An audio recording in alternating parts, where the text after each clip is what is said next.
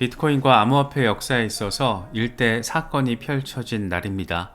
비트코인 전략 비축 미국 대통령의 행정명령에 공식 서명이 쓰여진 날입니다. 물론 단기적으로는 시세 흐름이 다소 아쉽긴 하지만 이거는 시장의 기대치가 상당히 높았기 때문인 것으로 바라볼 수 있고, 동시에 또 마켓메이커님들의 장난질, 개미털기, 이런 여러가지 지금 상황 속에서 바라볼 수 있기 때문에 단기적인 부분들은 차치해 놓고 지금 벌어진 일대 사건의 의미에 집중을 한다라면 상당한 어떤 기대감을 가질 수 있는 그런 상황이기도 합니다. 공포 탐욕 지수는 34를 기록하면서 극단적인 공포 단계에서 공포 단계로 완화된 모습을 보이고 있습니다. 비트코인 도미넌스는 여전히 51%대 중반에 자리하면서 비트코인 중심의 장세, 다시 말해서 알트들은 상대적으로 힘이 빠져있는 상태다라는 점도 함께 느낄 수 있는 그런 상황입니다. 비트코인 전략 비축 미국 대통령의 행정명령 전문이 공개가 됐습니다. 대단하긴 대단해요. 뭔가 너무 큰 일이 아무렇지 않게 벌어지니까, 물론 기대에는 못 미친 부분이 있지만 비트코인이 합법화되는 수준이 아니라 미국 정부의 비축 자산이 됐다라는 거, 적어도 지금 가지고 있는 걸 정부 차원에서 매도할 일은 이제 없는 거잖아요. 그 정부의 매도 압력이라는 게 우리가 작년에도 독일 정부의 매도 압력이 얼마나 짜증나는지를 겪어봐서 알지만, 미국 정부가 보유 물량을 매도하면 어쩌나라는 우려가 항상 시장 저변에 깔려 있었는데, 일단 그게 사라진 것만 해도 상당한 호재고, 그걸 뛰어넘어서 전략자산으로 비축한다라는 그 의미가 더 이상 어떤 의미 부여가 가능할까, 그런 생각이 들기도 합니다. 행정명령 전문에 담긴 내용도 굉장히 논리적입니다. 비트코인은 공급량 2100만 개로 제한된 최초의 암호화폐다. 디지털 골드로 불릴 만큼 희소성과 보안성이 뛰어나다. 미국 정부는 상당량의 비트코인을 보유하고 있지만 이걸 전략적인 자산으로 활용하는 정책이 부재한 상황이다. 비트코인과 기타 디지털 자산을 효과적으로 관리하고 장기적인 국가의 이익을 극대화하기 위해서 두 개의 자산 비축 기구를 설립한다. 첫 번째, 미국 비트코인 전략 자산 설립, Strategic Bitcoin Reserve를 설립한다. 재무부가 비트코인 보유 그리고 관리 전담 사무국을 신설해서 운영한다. 연방정부가 형사, 민사 자산 몰수 절차를 통해서 확보한 비트코인을 비축 자산으로 지정한다. 비트코인은 매각하지 않고 장기 보유한다. 그리고 국가 전략 자산으로 활용한다. 추가적인 비트코인 확보가 가능하다. 다만 납세자 부담 없이 예산 중립적 방식으로만 허용한다. 두 번째, 미국 디지털 자산 비축, 디지털 에셋 스탁파일을 설립한다. 비트코인을 제외한 기타 디지털 자산을 관리하는 별도 비축 기구를 설립한다. 정부가 형사, 민사 몰수 절차를 통해서 확보한 디지털 자산만 포함되고 추가 구매는 불가하다. 재무부가 책임 있는 관리 그리고 운영 전략을 수립한다. 연방정부의 디지털 자산을 체계적으로 보관하고 활용한다. 이렇게 규정을 하고 있습니다. 물론 XRP나 솔라나, 에이다, 이더리움 같은 트럼프 대통령이 직접 언급했던 그런 알트코인들의 명칭 자체는 빠져 있지만 대략적으로 대장들 가지고 하겠구나라는 점을 우리가 느낄 수가 있습니다. 특히 여기에는 보관뿐만 아니라 활용한다라는 그런 표현이 담겨 있어서 마치 기관들의 인덱스 펀드 운영과 비슷한 방식으로 운영될 수도 있지 않을까. 만약에 여기에 블랙록이나 피델리티 같은 민간 기관의 도움을 통해서 대행을 맡기게 된다면 그 자체도 상당히 재미있는 재료로서 시장의 역할을 해주지 않을까, 그런 생각이 들기도 합니다. 갤럭시 디지털의 알렉스 소는 이렇게 얘기해요. 미국 정부가 전략적인 비축을 위해서 사용할 수 있는 최대 비트코인은 88,000개라고 나는 생각한다. 이건 현재 정부 보유량의 43% 수준이다. 정부는 19만 8천 개를 보유하고 있는데 이 가운데 11만 2천 개는 비트파이넥스로 반환돼야 한다. 2016년에 이 비트파이넥스 해킹 사건이 벌어졌고 당시에 이제 12만 개 정도 피해를 입었었죠. 이 가운데 미국 정부가 일부를 압수했고 비트파이넥스는 지금도 계속 이 압수 물량 반환을 위해서 노력하고 있는 이런 상황, 이런 것들을 반영을 하면, 고려를 하면 전체 20만 개 중에서 한 12만 개 정도는 빠져나갈 가능성이 있기 때문에, 그러니까 반환될 가능성이 있어서 지금 실질적으로 가지고 있는 거는 8만 8천 개가 되지 않을까라는 그런 나름의 또 견해를 제시하고 있습니다. 마이클 세일러, 반갑죠? 오늘 드디어 대통령 서명이 나왔다. 비트코인은 2100만 개로 공급량이 고정되어 있는데 미국이 비트코인을 전략준비금으로 설립한 이 최초의 국가가 됐고, 이건 전략적인 이점이 될 것이다. 정말 미국이 전략자산으로서 비트코인을 비축하는 상황, 과연 어느 정도의 임팩트를 세계 각국에 글로벌하게 미치게 될 것인가, 이제 앞으로의 관전 포인트가 될 수밖에 없을 것 같습니다. 비트코인 정책연구소의 매튜 파인스가 그런 얘기를 해요. 미국 정부의 비트코인 전략 비축은 다른 국가들의 비트코인 보유와 관련한 포모를 유발할 수가 있다. 포모. 너도 사고 나도 사고 내가 더 사야지, 포모. 그래서 국가적인 비트코인 전략을 미국이 지금 쐐기를 박아버렸기 때문에, 특히나 이제 개발도상국들 가운데는 이걸 그냥 가만히 멍 때리고 바라만 보지는 못할 가능성이 높죠. 그래서 앞으로 벌어질 일들은 분명히 시장에는 긍정적인 재료들로 하나 둘 들어오게 되지 않을까, 그렇게도 생각해 볼 수 있는 그런 상황입니다. 매트 호건, 미국 정부가 언젠가 비트코인을 금지할 가능성이 완전 사라져버렸다. 다른 국가들의 전략적 비축 가능성도 크게 높였다. 앞으로 기관이 됐든 뭐가 됐든 비트코인 가지고 부적절한 포지셔닝을 하는 것은 훨씬 더 어려워질 것이다. 멘트가 재밌죠? 미국이 전략자산으로 지정을 한 걸 가지고 장난 세게 쳤다가는 이제 FBI가 잡으러 다니는 그런 상황이 더 강력해질 수 있다. 이런 멘트로도 해석이 될 것 같습니다. 비트와이즈 인베스트의 라이언 라스무센이 라운드업을 잘했어요. 미국의 비트코인 전략 비축은 다른 국가들이 비트코인으로 하여금 비트코인을 사게 만들 것이고, 자산 관리사들도 당연히 그렇게 될 것이다. 금융기관도 변명의 여지가 없고 여기에는 연기금까지도 포함된다. 얘네들 다 살 수밖에 없을 거라는 거죠. 미국이 비트코인을 매도할 거라는 공포가 사라졌다. 오히려 미국은 더 많이 매수하게 될 것이다. 여러 주 정부의 매수 가능성도 높아졌다. 미국 정부가 비트코인을 불법화할 확률은 확실히 제로가 돼버렸다. 그렇죠. 미국 연방정부 차원에서는 지금 사실 우리가 기대했던 그런 센시아 루미스 의원이 추진하고 있는 비트코인 전략 비축 법안이 가지고 있는 어떤 광범위하고 강력한 매수 압력을 때려버릴 수 있는 그런 것과 비교했을 때는 약하다고 할 수 있죠. 그런데 사실 지금 미국의 적자 상황이나 의회에서 관련 어떤 논의가 스무스하게 진행되기에는 민주당과 관계도 그렇게 지금 껄끄러운 상황이고, 이렇다 보니까 트럼프 정부, 행정부 차원에서는 나름 짱구를 상당히 굴렸다.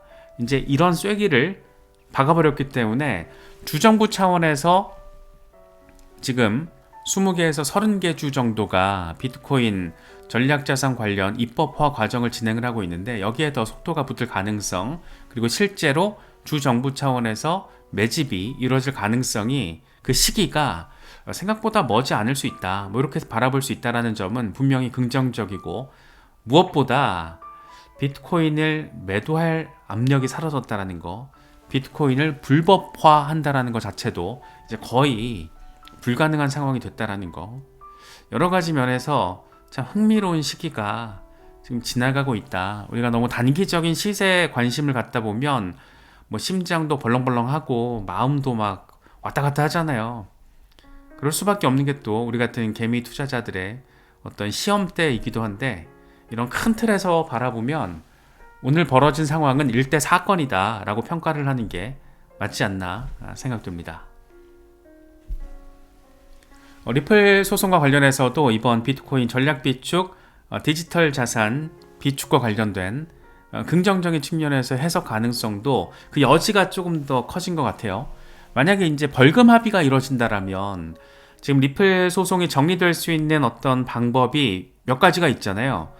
SEC가 법원이랑 잘 얘기해서 아예 항소심을 취하시키는 방안이 있고, 약식재판에서 지금 판결이 나온 상황이기 때문에 약식재판 판결에 따라서 벌금 합의를 통해서 마무리가 될 수도 있고, 그런데 만약에 벌금 합의로 정리가 된다면 일단 1억 2,500만 달러 규모의 벌금을 리플랩스는 SEC에다가 쏴야 됩니다. 그런데 이게 XRP로 납부가 이루어진다면 어떻게 될까? 상당히 재밌는 그림인 거죠. 그래서 1억 2,500만 달러 규모의 XRP로 벌금을 대신하고, 이렇게 되면 리플랩스 입장에서는 별도의 현금을 땡겨올 필요가 없고 가지고 있는 XRP 쏘면 되고, 정부 입장에서는 XRP를 디지털 자산 비축의 하나의 대상으로 이제 삼을 수가 있는 거고, 다시 말해서 XRP가 정부의 디지털 자산 비축 리스트에 이름을 올리게 되는 거니까 누이 좋고 매부 좋고 그냥 다 좋은 거 아닌가? 이런 생각이 지금 드는 겁니다. 그래서 리플 소송과 관련해서 소송 이슈는 이제 다 아직 법적으로는 진행되고 있지만 사실 심리적으로는 거의 종료 내지는 종료 임박으로 우리가 지금 인식하고 있잖아요. 그래서 종료가 어떤 방식으로 될까에 대한 하나의 어떤 기대감이 이번 전략자산 행정명령이 나와주면서 이렇게 또 생각해 볼 수 있는 그런 모습이 되어버렸습니다. 특히나 월드리버티 파이낸셜이 여러 가지 알트코인들을 적극적으로 매수하고 있다라는 이런 상황, 이더리움, 비트코인, 랩드 BTC, 체인링크, 에이브, 무브먼트, 에테나, 온도, 트론까지. 트론은 사실 매집이라기보다 저스틴 선이 월드리버티 파이낸셜의 지분을 산 개념으로 바라보는 게 맞겠죠. 트론을 대신 보내고 그러니까 투자를 하고, 어쨌든 지금 현재 상황에서는 월드리버티 파이낸셜도 물려있는 상황이기 때문에 요런 상태에서 시장이 계속 가진 않겠죠. 일반적으로 이 시장 상황 자체를 조금 우리가 사이클 측면에서 바라봤을 때 사실 여러 가지 상황 판단 내지는 평가는 가능할 것 같아요. 특히 사실 트럼프가 아니어도 지금은 강세 사이클 딱 시즌의 어떤 고점을 향해 가는 시기이기 때문에 시장이 잘 움직일 수 있는데, 이 트럼프 행정부 출범 이후에 엄청난 폭등과 엄청난 폭락을 우리가 지금 경험을 하다 보니까 지금 단계에선 이제 좀 그냥 가만히만 좀 있어라, 차라리 그게 낫겠다, 이런 생각을 가질 수가 있잖아요, 우리가. 그런데 한번 이게 또 긍정적인 재료를 발판 삼아서 끌어올리면은 엄청 훈훈한, 우리가 몇 달 전에 겪었던 그런 상황을 또 한번 더 크게 맛볼 수도 있기 때문에 지금 상황, 단기적인 상황 자체에 너무 마음을 내주기보다는 이렇게 지금 큰 판에서 돌아가고 있는 그런 모습들 플러스 반감기 시즌 이런 사이클까지 맞춰서 바라보면 조금 긍정적인 포인트에 방점을 찍고 우리가 조금 더 현명하고 차분하게 대응할 수 있지 않을까, 그런 생각이 들기도 합니다. 이더리움 주간 차트, 월드리버티 파이낸셜도 가장 많이 비축하고 있고 어제도 1,000만 달러 규모를 또 매수했잖아요. 주간 차트 지지선을 이미 여러 번 터치했고 매번 반등했다. 트럼프도 수백만 달러 규모의 이더리움을 보유하고 있다라는 거, 이걸 잊어서는 안 된다. 이더리움 헤매고 있는 모습인데 잘 가게 될 거고, 아시는 분들 잘 아시지만 이더리움은 차트에서도 지금 잘 보여지지만 한번 움직였다 하면 엄청 세게 움직이는 종목이잖아요. 어쨌든 알트 대장이고 알트 시즌의 포문을 이더리움의 급등을 통해서 열 수 있다라는 거, 그런 점으로 연계지어서 보면 지금 상황은 되게 긍정적으로 해석할 수 있다, 이런 부분 한 번 더 생각해 볼 수 있을 것 같습니다. 알리, 솔라나 얘기를 하고 있는데 솔라나 주소수가 올타임 하이 기록했다라는 거예요. 20억 7천만 개를 뚫었다라고 합니다. 솔라나, 트럼프가 언급했던 솔라나, 과연 어떻게 될지 모르겠지만 언제 솔라나 빨리 좀 쏴라, 그런 생각이 드는 건 또 어쩔 수 없는 것 같습니다. 잭 험프리는 이런 얘기를 합니다. 에이다 투자자인가 봐요. 카르다노는 매우 강세를 보이고 있다. 여전히 탑 10 코인이고 투표, 보팅에 사용될 수도 있다. 그러니까 유틸리티적인 강점도 있다라는 얘기 하는 거죠. 디지털 전략 자산에 포함될 것이고 그래서 지금보다 5배에서 10배 잠재력을 가지고 있다. 이렇게 이야기를 하고 있습니다. 카르다노 재단 발 호재도 더해졌습니다. 브라질의 국영 IT 기업인 셀프로와 함께 전략적인 파트너십을 체결했다는 소식입니다. 기술 혁신, 디지털 인프라 개발, 블록체인 교육에 방점을 찍고 라틴 아메리카 공공 부문에서 블록체인 도입을 촉진하기 위한 목적. 이게 사실 좀 아시는 분들은 아시겠지만 아프리카 스페셜 떠올리시는 분들 계실 것 같아요. 그것도 벌써 한 3년 되지 않았나? 아프리카 스페셜, 아프리카 대륙에서 이런 비슷한 걸 추진하겠다라는 아프리카 스페셜과 비슷한 그림이 이제 남미 쪽을 향하고 있다라는 거 재밌죠? 셀프로라는 기업이 750개 이상 디지털 솔루션을 운영하고 있고 연간 330억 건의 트랜잭션을 처리하는 그런 또 기술 인프라를 가지고 있는 곳이라고 해요. 여기다가 이제 카르다노 플랫폼과 또 잘 맞물려서 의미 있는 도약의 어떤 발판이 또 마련될 수도 있지 않을까 그런 생각이 들기도 합니다. 이번 사이클에서 우리가 조금 알트코인에 관심을 갖는다라면 듣보잡 말고 좀 이런 것들 위주로 공부를 해보면 좋을 것 같다 이런 얘기를 어제 이 차트를 가지고 이 그림을 가지고 얘기를 했었는데 한번 잘 살펴보시면 좋을 것 같아요. 특히나 이제 미국산 코인들 아직 지금 등판하지 않은 이슈가 미국산 코인 과세 제로, 텍스 제로가 지금 아직 안 나왔잖아요. 물론 이건 의회에 OK가 있어야 되는 부분이긴 하지만 트럼프가 공약으로 제시했던 그런 것들이 이제 추가로 만약에 들어와 주면 여기 있는 종목들이 조금 어떤 힘을 받을 수 있는 재료로서 수혜자가 될 가능성이 높기 때문에 이런 종목들, 괜찮은 종목들 참 많죠. 트럼프가 직접 언급한 종목들도 있고 여러 가지 참 다채롭습니다. 다채로운 상황이고 또 ETF 이슈도 있고 여러 가지 교집합들을 함께 가지고 있는 종목들, 대장 중에서 의미 있는 종목들이 많이 눈에 띄죠. 그래서 이런 것들 위주로 좀 공부를 해보시면 너무 무지성 알트 펌핑만 비나이다 이런 테마에선 좀 벗어나서 우리가 의미 있게 투자자로서의 스탠스를 견지하면서 암호화폐 시장을 대할 수 있지 않을까. 너 아직도 코인 하냐 이런 말 하면 이제 약간 정말 시대에 뒤처진 사람이 되겠죠. 이제 미국 대통령이 암호화폐를 전략자산으로 비축하기로 서명을 한 이런 시대에 미국이 전략적으로 비트코인을 비축하고 알트코인을 비축하는 이런 시대에 이제 코인 시장, 크립토 커런시 마켓도 투자의 개념으로 접근할 수 있지 않을까 그런 생각도 많이 듭니다. 시간이 좀 더 필요할 수 있겠지만 여기에 또 ETF, 알트코인 ETF 이슈들도 하나 둘 들어올 거기 때문에 그런 부분들까지도 잘 참고하시면서 너무 이렇게 단기적으로 오늘 확 또 폭락하고 이번 주 한 주 동안 지금 급등과 급락이 반복되고 있는데 그래도 긍정적으로 바라볼 수 있는 부분이 훨씬 많다라는 거, 그런 부분들도 함께 잘 염두에 두시면서 전략적이고 계획적인 투자 스탠스 잘 견지하실 수 있으면 좋겠습니다.